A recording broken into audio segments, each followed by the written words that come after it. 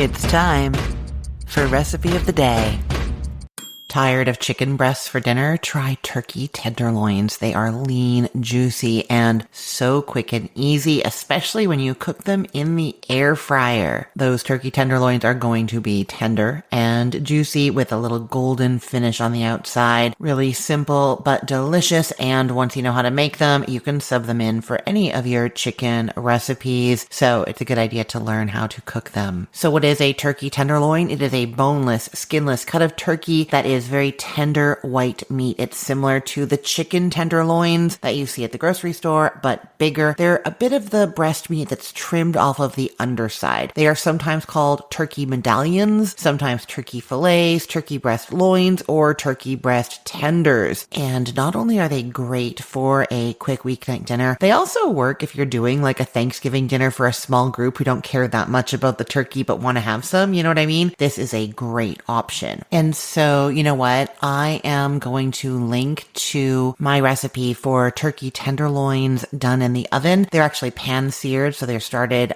in a pan on the stove, like in a skillet, and then transferred to the oven to finish. So if you already have the oven on, that might be an option instead of the air fryer. So I will link to that recipe in the show notes for this podcast episode. And you know what? I'm just going to note quickly here that if you have a turkey breast instead of turkey tenderloins, you need a different timing than what I'm giving you here because it's just a different cut of meat. So I'm also gonna link to my air fryer turkey breast recipe in the show notes, and then you for sure have got your bases covered if that's what you have. And if you are not looking at show notes and want to find these things, go to cookthestory.com and you can search there for them and you'll find them. Okay, I want to tell you a little bit more about turkey tenderloins before I launch into the recipe. So first of all, how many people will they serve? They are about 3/4 of a pound each. And so cooking 2 of them is perfect for 3 to 4 people, especially if you're having a lot of side dishes. If you are not having a lot of side dishes, just some salad, then you could go with 1 of these tenderloins per person. It's going to be quite a large amount, though you're going to end up with some turkey left over. Generally, rules of thumb on these kinds of things are like uncooked boneless meat is between 1/4 pound to 1/2 pound per person, depending on what else you're having. And so these are 3/4 of a pound, which is more than that per person. So that is my guideline there. 1 of these is going to serve somewhere between 1 to 2 people, right? I'm also going to say that quite often the turkey tenderloins come packaged in a sealed packaging, kind of like pork tenderloin. And in there can be a salt solution, like a brine, and sometimes seasoning as well. So you want to read the packaging, and that's going to adjust what you add to your turkey tenderloins. If they've been packed in a salt solution, you might not want to add more salt before cooking them. Just leave the salt out, and then you can salt at the table if you want to, right? Same thing with the seasonings. If there's already seasonings in there, you might not want to add more of them. You would leave it more plain because there's already seasonings. You don't want to compete with those. Regardless, though, even if you are skipping the salt and the seasonings, you still want to do a little bit of oil on the outside. And I'll say the seasoning blend that we're putting on these turkey tenderloins has a little bit of sugar just to help the browning a tiny bit. And sometimes those turkey tenderloins are packed with sugar also. So same idea. If it's already in there, you can skip it. Okay, so you are going to start with a small bowl where you are combining a teaspoon of salt if you are using salt, and then some seasonings if you are using these seasonings. So the seasonings are a teaspoon of garlic powder, a teaspoon of paprika, 1/2 teaspoon of sugar, and 1/4 teaspoon of black pepper. You add a tablespoon of cooking oil to that. That can be your avocado oil, olive oil, grapeseed oil, vegetable oil, whatever you cook with. Add a tablespoon in there and stir it all together with those seasonings. Then add your 2 turkey tenderloins. They are 3/4 of a pound each. Add those into there and just kind of like move them all around, toss them all around until they're evenly coated. Then you are putting them in the air fryer. My air fryer is like medium sized. I don't tend to preheat it first for this kind of thing. If yours is bigger, you might want to preheat it. So do that if you'd like for 400 degrees Fahrenheit. And then you're putting the tenderloins nicer side up